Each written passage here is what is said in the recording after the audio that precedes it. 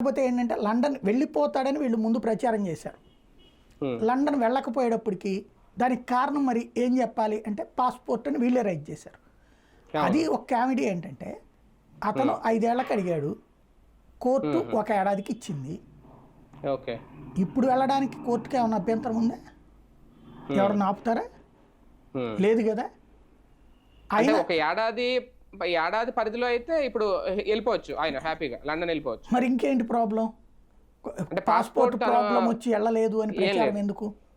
Passport problem వచ్చింది, తను ఒక రైటు 5 ఏళ్ళు. ఇదివరకు ఏంటంటే డిప్లొమాటిక్ పాస్పోర్ట్ ఉంటుంది ప్రతి సీఎంకి కూడా, ఎక్కడికైనా ఈజీగా వెళ్ళిపోవచ్చు అనమాట.